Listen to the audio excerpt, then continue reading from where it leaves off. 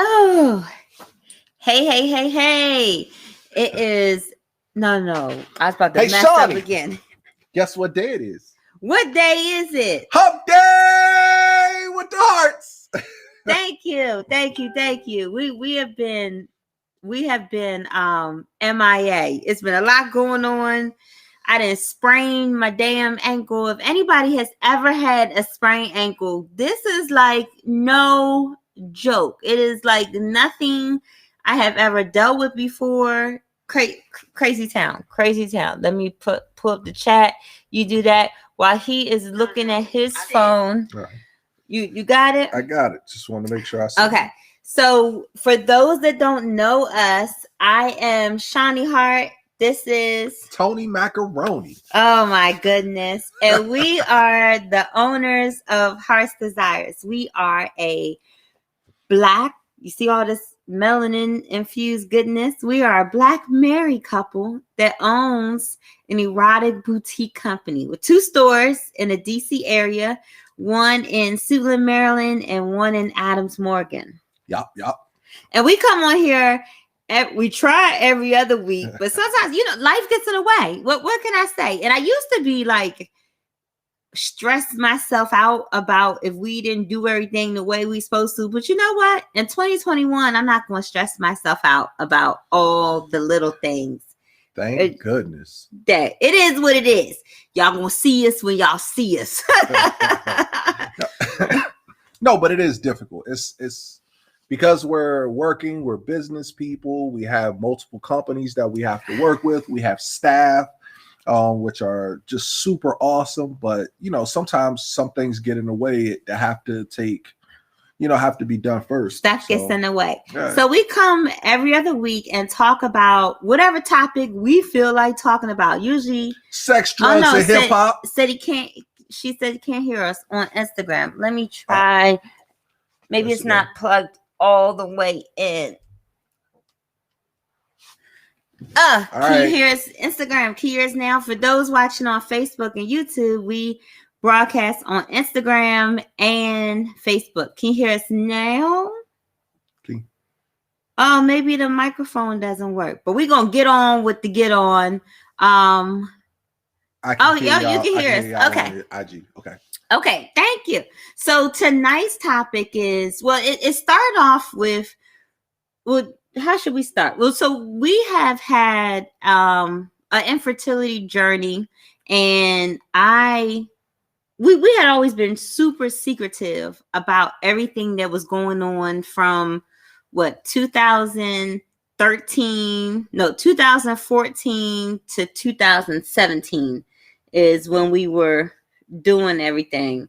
And lately we have been meeting so many other couples that have gone through or going through the same things we went through. Yeah. So when we say infertility journey, it is the process of trying to have a baby and having some sort of difficulty, whether it is getting pregnant, whether it is staying pregnant, whether it is the end, with your childbirth, whatever the case may be, that is your infertility journey. And we had a doozy. So Mother's Day just passed. So we said we were going to come on here and talk about ours, because even though we were secretive for a very long time, we feel that our story helps other people to know that they're not alone. And it's super hard. I know it's hard for Black men, but it's really hard for Black women, I feel, that are having problems with getting pregnant and having babies and things like that, because it's automatically assumed that Black women, what do? We pop out babies. Like that's the thing that we do. And it's so crazy that as you get older, and especially when you don't have any children, it's every question is, when you gonna have kids? When? That I'm about to be 43 years old, is like, so what y'all gonna do? And people don't know that I've had all these issues. And hey, everybody. And people don't know that I have all these issues. And so somebody asked me like a month ago, and was asking me about children. I said, actually, I've been pregnant about 9 times and had 9 miscarriages.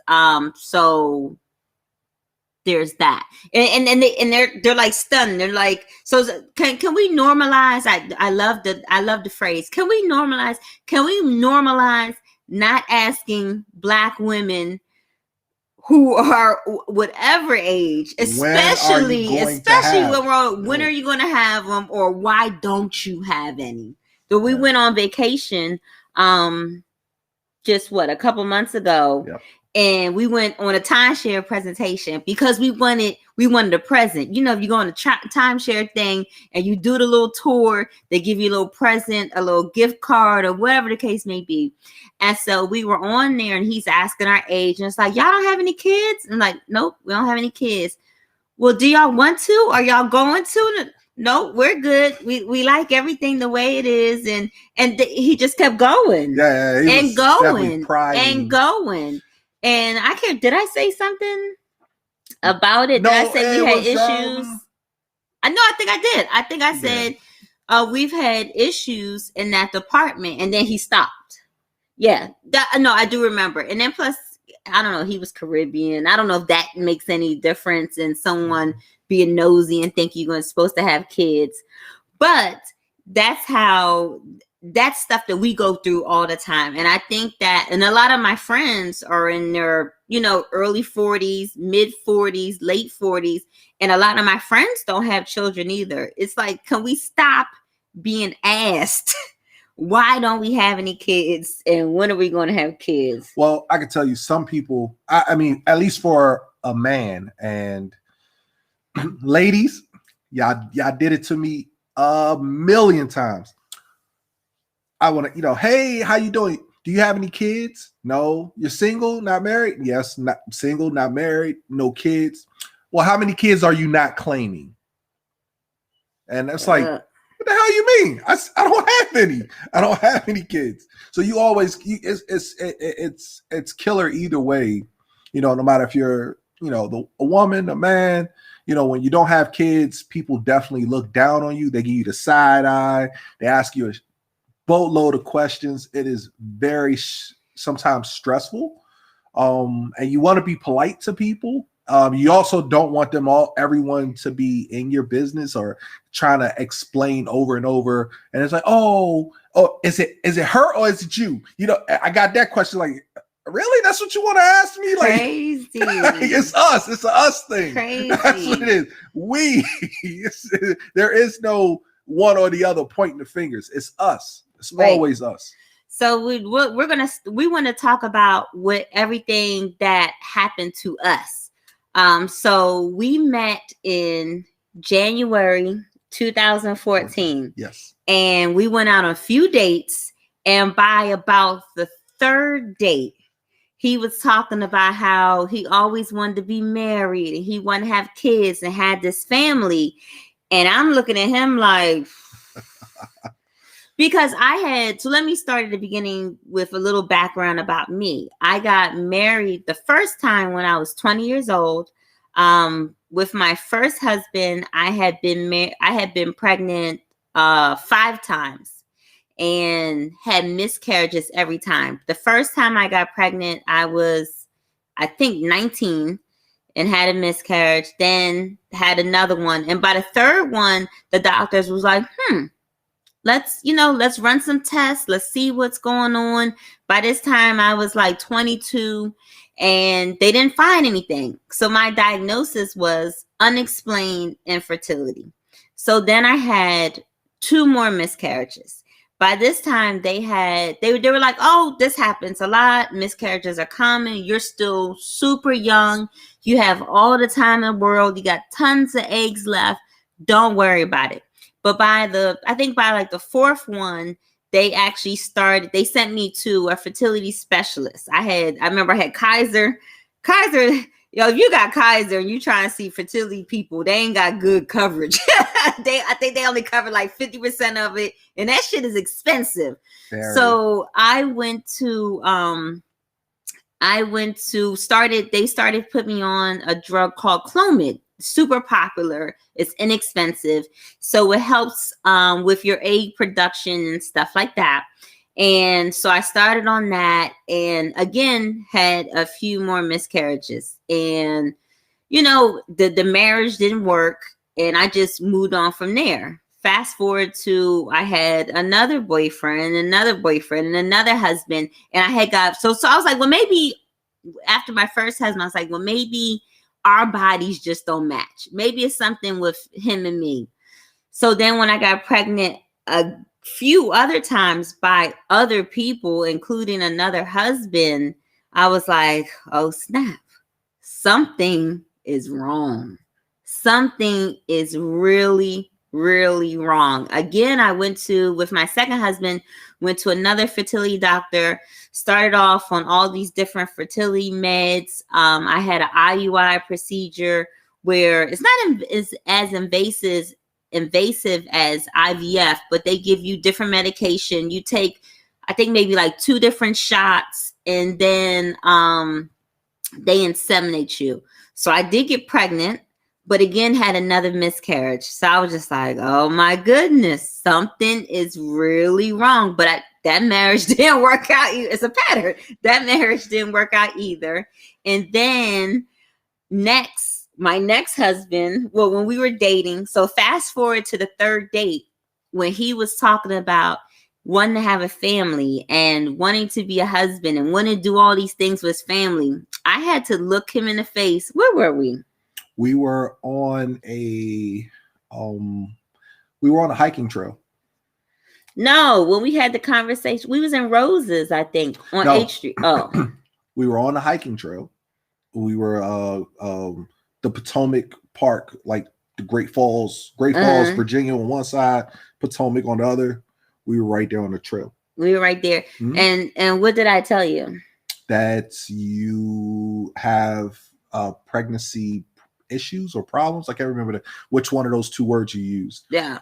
But you said if our relationship moves forward and you would be willing to pursue other options like IVF if I wanted to. Right. But you kind of gave me a warning kind of thing. Basically what I was to stay and move with the relationship. Yeah. Basically what I said is, if that is how I remember, like how I said it was, if having a family is your be all end all, and if you have a life where you don't have that, and that's not what you want, then I might not be the best person for you. I said that from the beginning. Yeah. I didn't want to play no games. I didn't want to, have you sitting around waiting for me or anything. But that's what I said. If you needed to have children and your life was not going to be fulfilled if you did not have children, I said that I might not be the right person for you because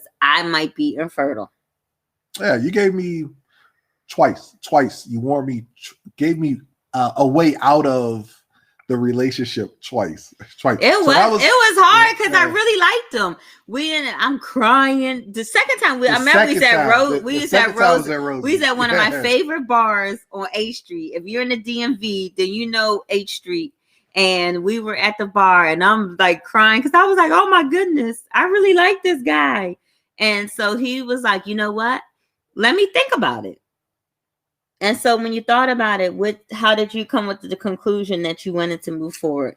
So the thing was, I had looked at some of my friends, my close brothers, as well as some associates who were in temporary relationships with women, who had kids with women, but they created this beautiful creature, but yet and still their relationship wasn't whole. They wasn't together. They had all separated. So I wanted, like my grandparents, I wanted to be able to have a strong relationship and then have family to come with it. So I had to choose, like, hey, look within myself and say, can you live with this woman and be able to not have kids, but still have a good relationship? Like it was stuff that we were doing. Like we would laugh. I mean, we had so much fun. We had fun. We had so much fun. We still have fun. Oh, we do. No, still, yeah, for sure. Like, you know what I'm saying? And that's the best part, that I want more so a great partner and take the chance and roll the dice whether or not we have kids. You know, like, you know, did it make a difference if we had kids or not? You know, long as she was willing to try, I wanted to stay in the relationship. So she said she was willing to try, and that's all I can ask. Yeah. So then once we got engaged, because by that time I was 36? 36. And it was like, hey, we ain't got no time to be waiting. If we going to do something, we got to get to the getting now. So immediately we made an appointment at one of the fertility centers here in DC. We got all of our genetic testing done. I was tested from the rooter to the tutor. Make sure we not cousins. We had everything. We had everything tested, and still they couldn't come up with nothing. So they said, you know what? Let's just get to it. So luckily, my job had like a $25,000 allowance for us to do IVF, which only lasted like 2 times? 2 times, but it was going quick. So when we first got started, and it was a lot. If anybody is watching this and has done IVF, or are doing IVF. Well, we feel for your hustle. We understand. Because we did multiple attempts. We had the needle, the red needle things where you dispose of needles. We had 2 of them full of needles. So we're skipping ahead. So we started off with our first round of IVF. Well, first, because I had so many miscarriages, they said, well, maybe it's something wrong with my eggs and the embryos that my body produces. So I started doing batching, where batching is, you know, you still give yourself all these shots, but you're pumping your ovaries and making them produce lots of eggs, so that when you have the procedure where they put you to sleep and they get the eggs out, we had this thing called PGS testing, where once the embryo, so I had the first procedure, they extracted like maybe 8 eggs or something like that. 8. They, you know, put it with his sperm. I think we ended up with 5 embryos, and they were like, that's great. That's good. I was like, okay, all right. So they sent them off for testing, and out of the 5, I think it was 2 or 3. 3 were good. Yeah. 2 of them were not good, and 3 were good. So when you have a history of miscarriages, you want to make sure the embryos are great, because that could be a reason for you having a miscarriages, is having, you know, baddie embryos. So we had 3. So the first time I got inseminated, they put 1 in. They said they're going, you know, we're going to slow walk this thing. Yep. It was 3. We're going to put 1 in. Mm-hmm. Mm-hmm. So they put the 1 in, and I didn't get pregnant. No good. Was super upset. I was like, oh my goodness, this is going to work. And that's one of the things when you're going through this fertility journey, your hope level goes up and down and up, and it's high. And you're like, this is it. This is the one. Especially when you're spending so much money. Because even though my insurance covered a lot of it, it was still a lot that they did not cover. I mean, because we were hustling. The testing was like, the testing of my embryos, them 5 embryos that I had tested, that was like $5,000 that we had to pay out of pocket. But I wanted the best chance for us to have a baby. So we did all that. First time, didn't get pregnant. Nope. Then the second time, they was like, hey, we're going to put both of them in. We're going to roll the dice. But it's not like you just go back the next day after you have a miscarriage and they put more in. No, you got to get more shots and hype your body up and do all these sort of things. And so then I go back and I get inseminated with the 2. And I got pregnant. Got pregnant. And it's just like, crossing your fingers, you're like, ooh. Didn't work out. Had a miscarriage. So we were stumped. Like totally, at that point, devastated. Yeah. that was morale was definitely down. Morale was down. So then, you know, I'm one of them people that like to look everything up on the internet. So I started researching things on the internet, trying to feel, because I still had a diagnosis of unexplained infertility. They had him tested, and his sperm was, what'd she say? You had super sperm. Don't worry about it. I was like, why you guys say super sperm? Really? Super sperm? That's what we doing?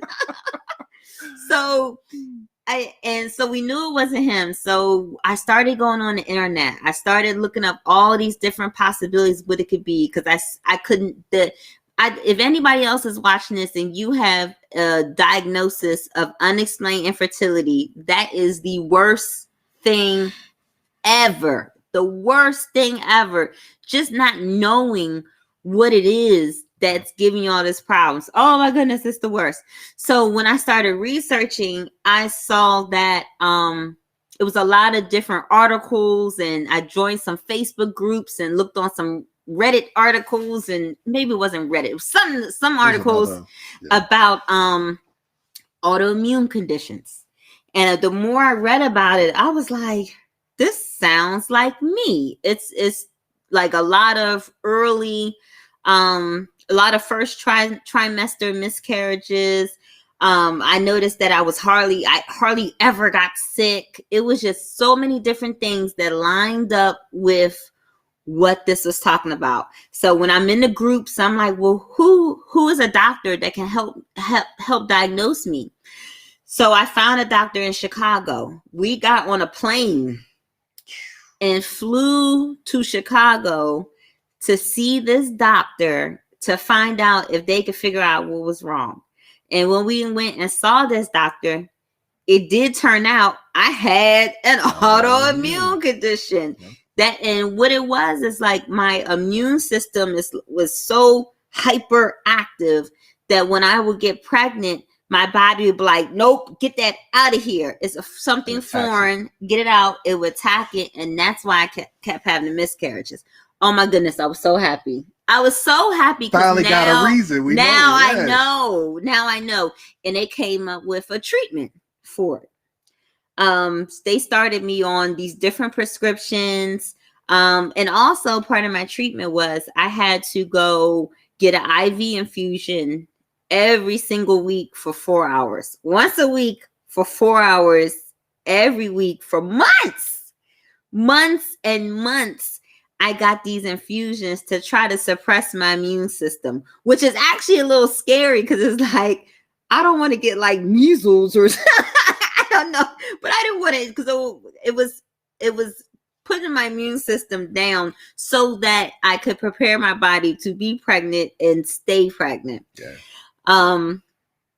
So we did that for months and months. That was hard because the place where I went to go get the infusions is where people also got chemotherapy. So every week I'm there with all the chemo patients getting chemotherapy. And my infusion looked like chemotherapy. And that part was hard. That part was really hard. It made me really count my blessings about what was going on. That was a lot for months. And at the same time, I'm getting the IV infusions every week. He's giving me needles every week. Oh my goodness, the needles. Some of them be like this long. He would have to shoot them in my butt. Oh my goodness. So how did you feel giving me the needles? For years. It was years. It wasn't just like 3 years straight of needles. I mean, just shots. I mean, it was just so many. Some days, I'm be honest with you, when she would have, because of different things that were going on when she was mean to me, I enjoyed giving her the shot. I'm gonna keep it real. If I can give her a little stick needle, a little pain for an ouch, that made me feel good. But some days you did do it extra hard. Yeah. Some needles were long. If you're someone that's ever had to get intermuscular needles, so the little short ones that you put in your stomach, they was easy peasy. I gave them to me myself.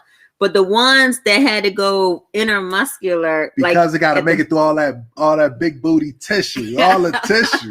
That's the thing. You got to make it. Oh my God! And the needle is so thick. It's horrible. It's horrible. And I did this for 3 years of these needles, and it was a way. It was like just a way of life. Like, it's that time. It's so and so time. You know, like had an alarm clock.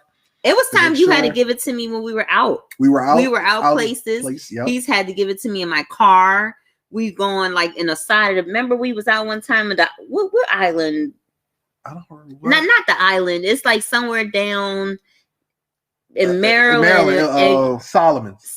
And you had to give it to me outside. It was at the Tiki Bar. Oh my goodness! A great big. Every year they have this outdoor bands and everything for the weekend, and we wanted to attend the event, but still had to have because you have to do it at the certain time every day, or you mess up your cycle. Everything for the month and for your cycle is planned out, from taking the birth control pills so that'll stop your period, to taking the needles to overproduce so your ovaries will overproduce, then getting ready for them to do the transfer, the embryo transfer, all these different things. It's all these different needles, and the more issues you have, they'll add in another needle. Remember that it was like, oh, take this Lupron, another damn needle. Yep. All these freaking needles. Our refrigerator was filled with medicine. We actually had a side where, like, normally you keep the butter and everything on a little lid. All the needles. We had needles there and different medicines just stacked up. Underneath the bed, we actually had those little totes, those plastic totes. And it had the alcohol pads in this one, and it had this in this one, and the caps. The heating pad. You gotta put the heating pad on afterwards. Yeah. Ooh. So it's like we had a system on how things were done. And again, like she said, for 3 years, we're doing this every single day. This was our life. Our life was consumed by this, and that brought on stress because she actually had a few moods. I forgot which medicine it was, but it changed. She had mood swings. And one day I was standing in the kitchen, and she said something mean to me. fellas, feel my pain, fellas. She said something mean, and she turned her back to me, and I swear to you, I wanted to be like Fred Flintstone and pop her right on the top of the head. I was like, oh my gosh, she just don't know. You gonna talk to me that way, and they're gonna turn your back to me? It's the hormones. What? Bruh. I mean, it was stressful. I felt almost sometimes that I had no other guys that I could talk to but I ended up finding that there are male only groups on Facebook and Facebook and other blogs where it was like groups that you could be able to talk to other guys. And I didn't talk. But the fact that I got it, you was in the groups? Yeah, I didn't know that. You never told me that. I some things, as a man, we kind of. I still I wanted to always be there for you, but it was times that I was breaking down myself. Like it was tough for me, like to see you in certain moods. Like when we was going to Chicago, it was times that I went with her to Chicago, but it was other times where she was flying to Chicago just to have a doctor's appointment. It's jumping in a rental car, driving to the doctor, driving back to the airport, and then jumping. This is all in one day. All in one day. Then we had to drive to downtown DC, and you had to be there in the mornings and every single morning before I went to work to have my blood levels checked in. Yeah, oh my goodness, it's so much. Your life is consumed when you're going through these fertility journeys. Your life is consumed with this. So by this time we've probably had at least 3 different now I can't think what they call it. What do they call it when they take my eggs out? The extractions. They call it something else. Yeah. Now I can't even remember what it's been so long now. Because we're still talking about the journey. So we've had a whole bunch of, I batched a whole bunch of eggs. We had a whole bunch of different times where I had to get the eggs. We had to get embryos. We freeze them. Had to freeze them. We had transfers. You gotta pay for them to get frozen. You gotta pay for that. Yeah, for the year. Yeah. And then I remember the time I pooped on the damn table, the transfer. Oh my goodness. They was I was just so nervous. I don't know what it was. they stick this tube, all the way up. It's got to get to your cervix so that the embryos can go on your cervix. I don't know what it was. I had Indian food and ice cream the night before. So I'm sitting there, my stomach is bubbling, and they digging around in there, and I just shit it all over the table. It was bad. It was really bad. And everybody was really nice. They was like, oh my goodness, Mrs. Hart, okay, just don't worry about it. And I got cleaned up, and I sat for long because you have to have a full bladder. So I had already, let everything go. So I had to drink all this more water. So then by the time my bladder was full again, they brought me back in. Nobody was mean. I would have been like, this bitch is shit on me. They wasn't mean, but they did have a eye contact thing, because the procedures after that, they had a way of preparing, because hey, this patient is a pooper, so we gotta make sure that we prepare. I pooped the one time, but every single time they always prepared that it could happen again. I never paid attention. I did. I remember that, because I ain't gonna say the doctor's name, but I'm just gonna let you know that she had a little way of telling the staff, her team, that, hey, look, I need for y'all to be ready just in case it ever happened again. I didn't eat ice cream or dairy the day, or Indian food the day before ever again. Yeah. But so we did a few of those. Then we started with the Chicago doctor, and that doctor worked with my doctor in DC to go through all these different, because they had to make sure all the medicines and the timetables and everything worked out.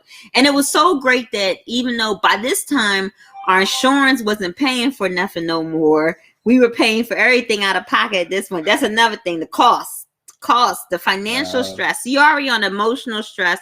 You got relationship stress. Now you got financial stress. So we're doing all of this. And then, what was I going to say? All this. So the timetable, everything has to be just perfect and just right. So I had, again, like I talked about, the hope is up and down. So at this point, my hope level is like up here. You couldn't tell me nothing. Hope level up here, because this doctor found what was wrong with me, prescribed me all these different medication. I'm sitting for 4 hours every week at Washington Hospital Center getting this IV.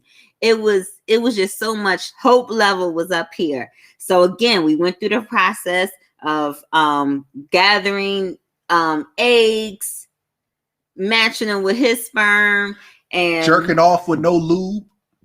Yeah, you can't use lube because you can't. Fellas, when you got to jerk off in that cup, they want you no lube, no spit, no nothing. You got to raw dog it, dry hands. So the key to that, let me just say this. Okay. The key to that is, how do you jerk off with no lube?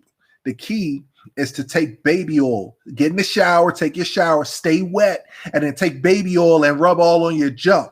And do that every single time you take a shower, so that way it could be nice and soft skin, like that baby smooth, soft skin. So that way your hands don't and make sure your hands are also lathered up in that baby oil. And then you, instead of rubbing dry with your towel, you dab yourself dry with your hands, and dab yourself dry in your junk. So that way your junk. Yeah, I'm for real. Because remember, if you get any saliva or any lubricant, anything inside of that container that's foreign, it can mess up the specimen. Contaminated. Yeah, contamination. So you really have to be on point. I'm telling you. So remember, and then grab your cell phones, because those fertility places, they got them outdated ass magazines and stuff. And then you might not want to touch a magazine, nor somebody else does sit there whacked off with this magazine. It was clean, but this is something you have to go through. You have to go through. So that's the key, is to have the baby oil. Try get it nice and soft, nice, soft and smooth. Moisturize the dick. Yeah, moisturize the dick. Moisturize the dick. Keep the dick moisturized. Yeah, but that's the hardest part, honestly. And then being able to jerk off in a public place and hearing people walk past that little door, it's a little crazy. That's a lot. Yeah. So we Did all that again, got more embryos. Then they implanted, the next time? I want to say it was 2 again or 3. No, the next time they did 2. 2, didn't get pregnant. That was a total. I was just like, you sure? I did all of this stuff and didn't get pregnant. Did not get pregnant again. So then again, went through the process all over again. Another round of getting more eggs, getting more embryos. So at this point, I think we have 4 embryos, and I was like, let's just put 3 in. Yeah. Let's just go ahead, put 3 in. She's like, you sure? I'm like, lady, the shit ain't working. Put all 3 in. Yeah. And so we put all 3 in, and then got pregnant. But then it turned out to be a clinical pregnancy, which is the absolute worst, because it's like your hormone levels went up enough that it gave you a positive pregnancy test, but it didn't. Your HCG levels didn't go up enough that you actually are forming a fetus. I don't know if that's exactly what it is, but that's what it seems like it is to me. Somebody in the comments, if you're watching this on a replay or whatever, you could correct me and tell me what it is. But we had a clinical pregnancy, because when we went back to, so we're pregnant, everyone's super excited. Everybody in the office was super, because we had been there like over. They became a part of our family. Like, we've seen them for years. And let me tell you, it wasn't hardly no black people in there. It was a lot of black people working there, but wasn't hardly no black people at the fertility place actually getting. So they was like, y'all, I'm rooting for y'all. They was like, Issa, I'm rooting for everybody black. They was rooting for us. And then finally, when I got that pregnancy test, the next day when I came in, everybody in the office was smiling. They already know. They told everybody that I was pregnant. And so then when it got to the point that our first sonogram, because they do the sonograms early, went to do the sonogram. No heartbeat. With nothing there. Yep. Oh my goodness. You could have peeled me off the table. I was devastated. I think that's the most devastated I've been in my whole entire life. I think besides my grandmother passing away, and that moment right there was probably my 2 most devastating times in my whole entire life, because we just knew. We put 3 eggs in. Yeah. I had been doing all the treatments. I had all the shots. I've been doing my IVF. I just knew that this was going to happen, and it didn't. That was a tough ride home. We went to Cheesecake Factory. We fat. We might be sad, but we fat. We went to Cheesecake because the place was right near Cheesecake Factory in Montgomery, Montgomery County. So we went, what's the White Flint Mall? I think it was White Flint Mall. Yeah, I think that's what it was. So we went to Cheesecake Factory and ate, and we just sat there, and we was the saddest people in this Cheesecake Factory. But we went home, and I just cried, and I stayed off work for 2 weeks and just cried. And my friends, I told only a few people, probably 5 people total knew what I was going through out of my friend group. And because it's a lot of shame because people just expect you, like I said earlier, they expect you just to be able to have a baby, and when you can't, it's this feeling that I don't even know how to explain. Like, my body is failing me. Like, what is going on? What is happening? What have I done wrong? What are we doing wrong? And it was just super, super, super hard. And that was a tough moment. So we still had, so this is 3 years. So this journey, all this stuff I'm talking about has happened over 3 years. So for 3 years, he has been poking me with needles. I have been bruised up and down my stomach and up and down my thighs for 3 years. I have been going to the doctors almost every morning for 3 years. I look like Like I was on heroin. Yo, I had freaking track marks from all of the times because they take your blood every single day. It was a lot. It was a lot. And we still had, at this point, we still had one embryo left. And by that time, I was 39. And I don't even know. Now I don't know what happened to it. Because we came to the point that we had to sit down and have a heart to heart. We had to sit down and talk about it. And it's like, look, we done spent over the time, we didn't probably spend.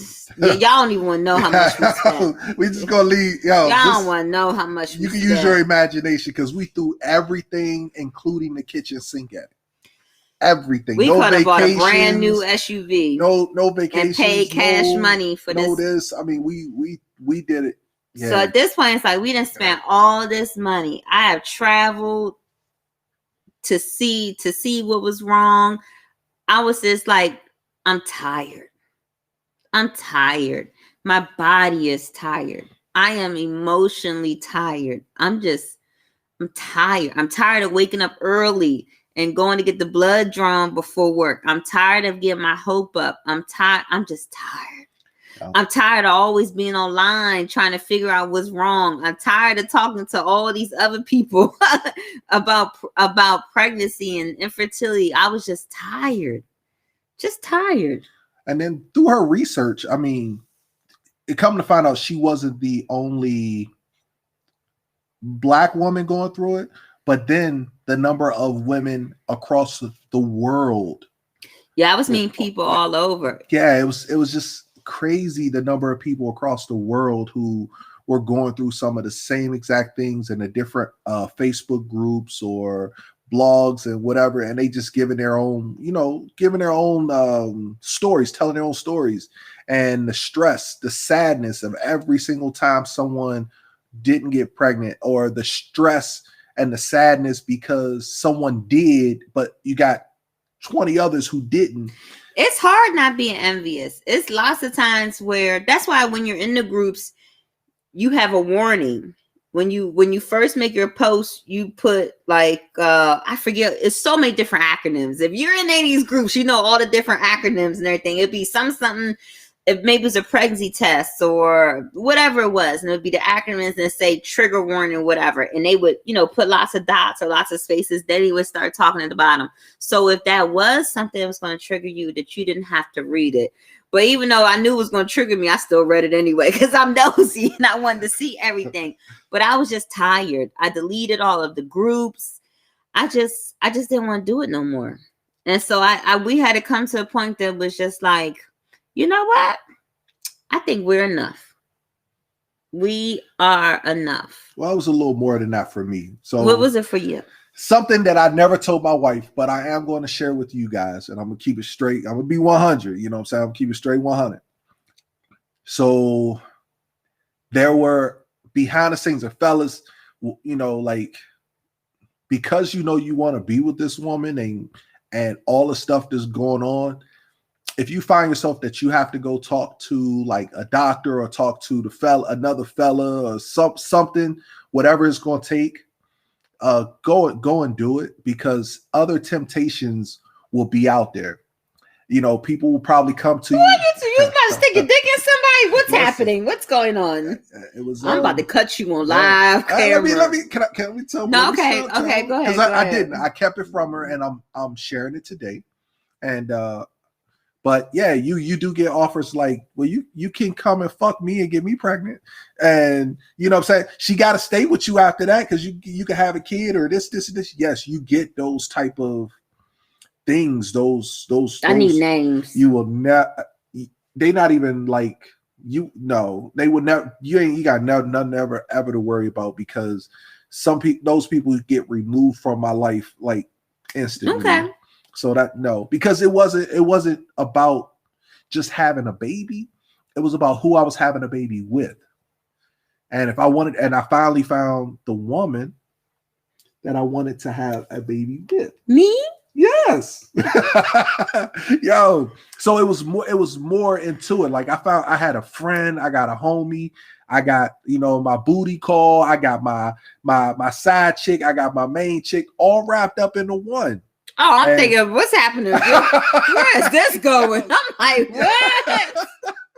Okay. Yeah, but okay. that's what I'm saying. So it was that, what I'm saying. I had associates who came to me, was like, well, you could just go ahead and get somebody pregnant. A lot of women, you're a good dude. They, what I'm saying, it's a strong chance she's gonna stay with you. Yo, don't let your mind take you on that journey.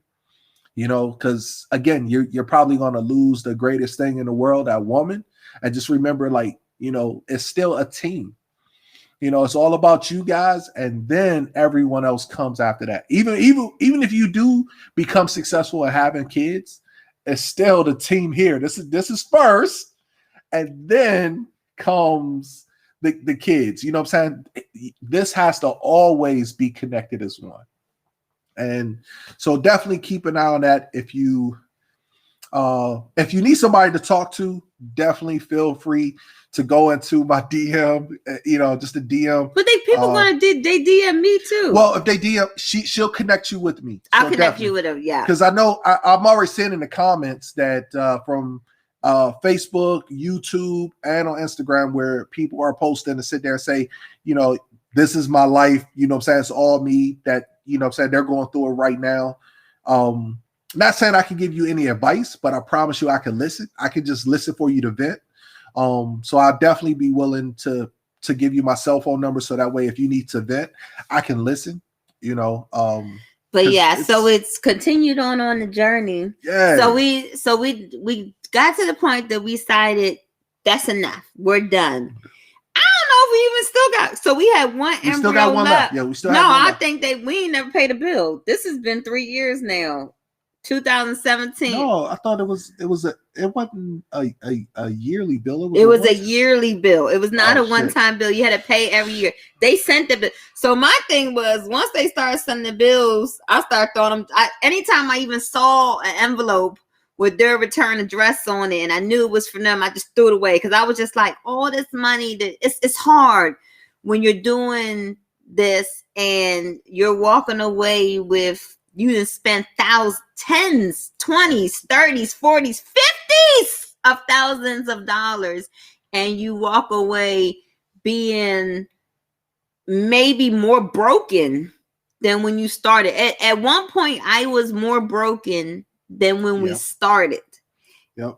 I paid somebody. I paid to go through all this torture and all of this pain, and at the end, I still had nothing. That was hard. That was really hard. So I threw all the bills in the trash. I didn't even open them. So I don't know what they did. I don't know if they threw it away. We had one embryo left, but I just didn't want to do it. I said, I can't do it no more.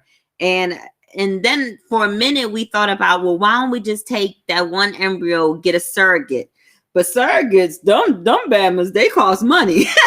We had already spent so much money, and when I started looking at surrogates, it was like $20,000-$30,000 for a surrogate, plus medical bills. Dang. And I was just like, this is a lot. So I don't know what happened to that one embryo. Maybe they gave it to somebody.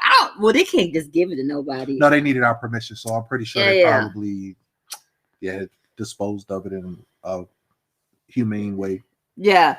But yeah, because we ain't paid a bill, so I mean, it was a lot of stress. Like if you fellas, if you know your lady, your partner, I'll just say partner for anybody out there, your partner, and when you see them at that point where they're you can pretty much, like, the energy that they're giving off says, yo, totally stressed out, ready to wig out.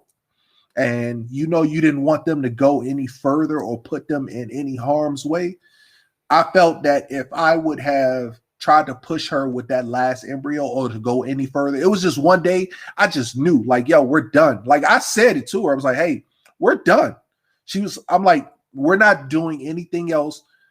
We're done. As of right now, I'm making the final decision. I'm speaking the words, we're done.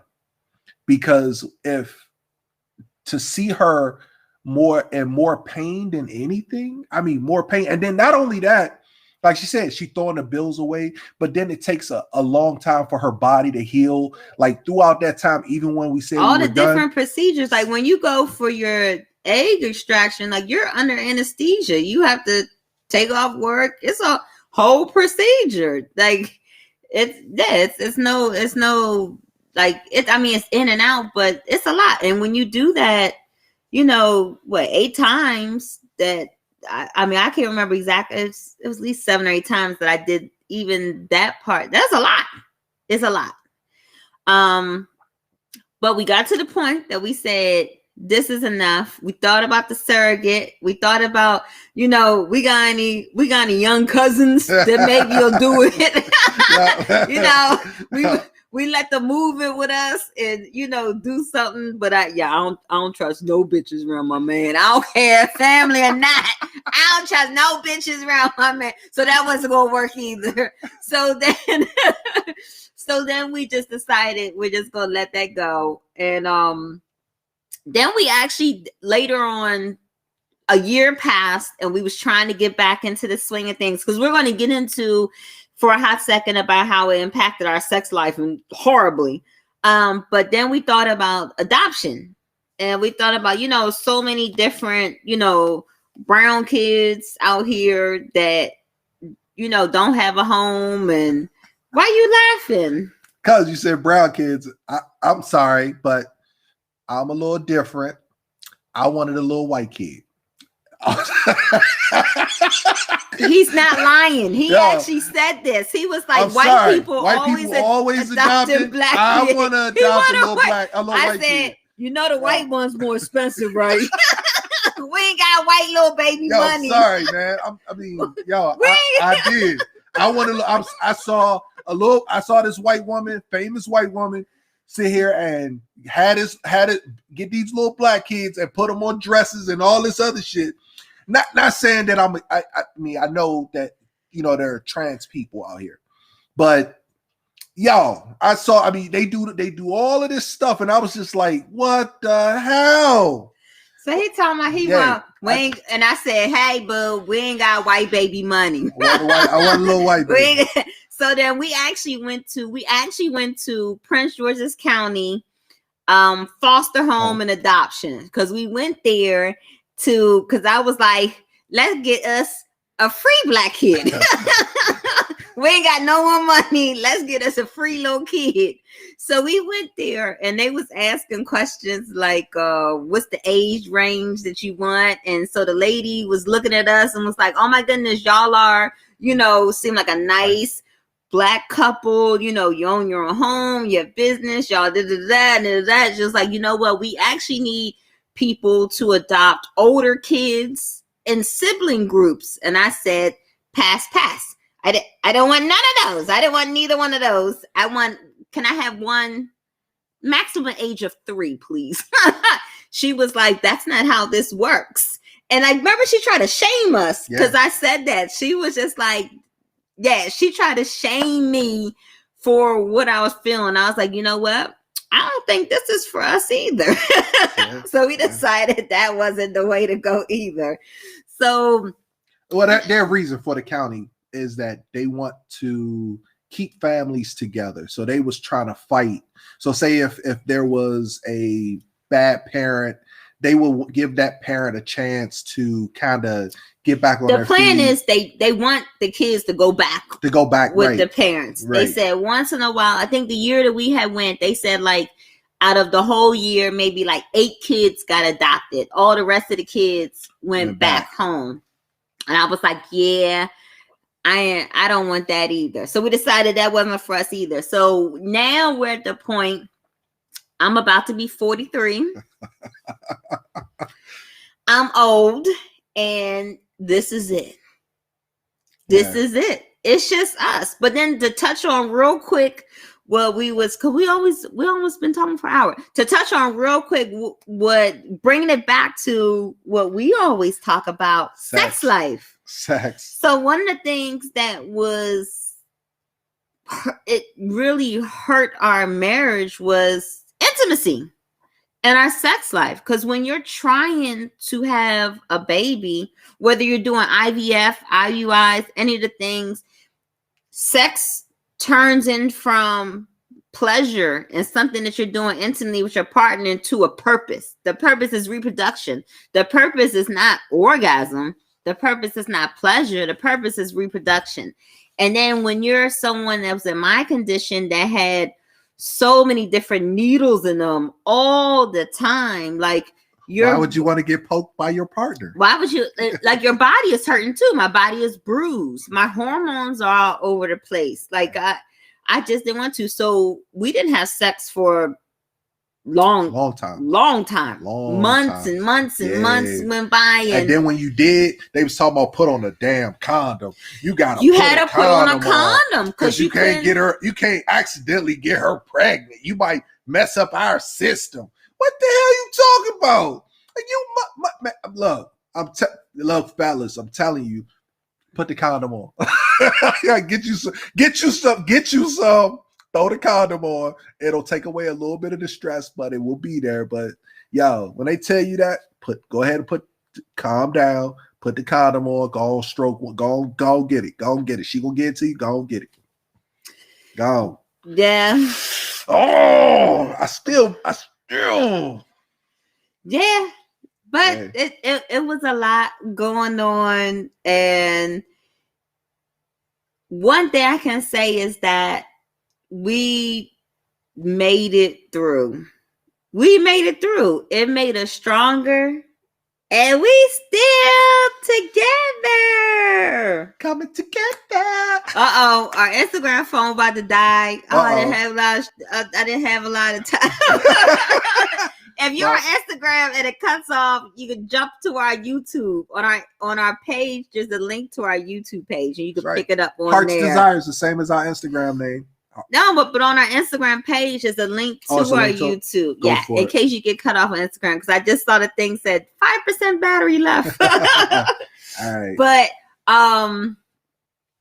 it just was a lot. But the purpose of us coming here today, just that we have been, like I said, we have been meeting so many couples that have been going through the same thing, and we wanted to tell our story and let people, because that's one of the things when we were going through it, being a Black couple, even with me being in all these different groups and everything, I hardly talked to any Black people, and that made me feel even worse. So if you're watching this and you can relate to anything I said, I just want to let you know you're not alone.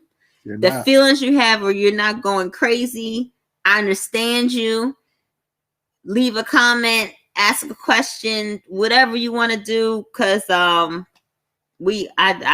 feel that I didn't been through it all with this whole. I think I didn't been through everything with this IVF and infertility and everything like that. And I just wanted to let people know that there are Black women that struggle with this, and stop asking Black women when they're gonna have kids. Just stop it, man. Just stop it. Anything you want to say? Nah, I mean, for the fellas, again, just have patience. Be there for your partner. It's definitely a journey, and no matter how strong you are, it's still tough. It's still tough. That's still tough. Yeah. But thank you for listening to us. This is our story. Listen to us share our story. He was super nervous. I was nervous. I was like, yo, we really about to go and do this? We really about to like tell people this right here is probably our most intimate part about our life. We talk about having sex all the time. Nah, I'm for real. That ain't nothing compared to this. To me, this is probably top of the list. I mean, guaranteed times 10 compared to any sexual experience we talk about. This is like times 10 billion. Like, this is a lot. So I was definitely nervous about sharing this with you guys, but I also know that it was needed. So that way you could not feel like you're alone. I mean, because I have met plenty of men, and we talk about it, and like, we'll be out in public and we talk about it with people, but you never. If it wasn't for that, how many men are we missing? How many people are we missing to where who really need that help or who need to hear this? So we had to put it on video, had to put it out there, to be able to let you guys know that, hey, you're not alone. It's other people just like it. On Instagram, Hannah #3, you're not alone. I see your comments, and yeah, we're here. We're here. And I just want to, if you're another Black woman watching this and you are in the elderly childbirthing years and you still don't have any kids, or you're someone that's never had any kids, I just want to, from another person that doesn't have kids and is not going to have kids, that you are fine. Nothing wrong with you. Nothing wrong with you. I'm having a great time. I am loving my life. I love being with my partner. I love my friends. I love to travel. I love my dog. You still can have, I heard this, I didn't want to mean to say still. Like, no matter what your choices are in life or what life deals you, the cards that life has dealt you, you have to make the best of it and still be great, be awesome, exude all that Black girl magic that is inside of you. And kids does not define your womanhood. If your pussy does, you got a pussy that's kind of, and if you identify as a woman, that's good enough. Kids does not define your womanhood. Nah, the same thing. Okay, so even though like in this that the hardest part was impacting for her body, just know that there are, for the fellas, sometimes us having low sperm counts and not being able to produce, sometimes it also is on us. I learned these things as well. This can be a stressful thing for you, making you feel like you're not good enough as a man.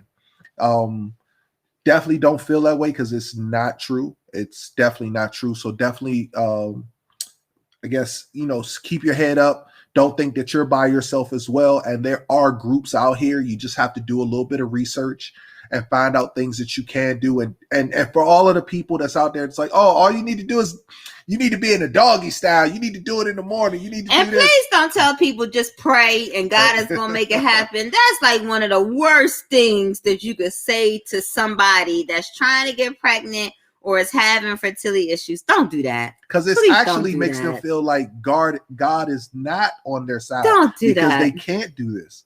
Yeah. So, yeah. And if you're watching and you want some of the pages I like, especially on Instagram, I like Fertility for Color Girls. It's an awesome page. Broken Brown Egg. I like what I can't remember the rest of, but if you DM me, I'll send you some pages that I like that are for Black women that are having fertility issues. Those are two of my favorites that I know off the top of my head. Check them out.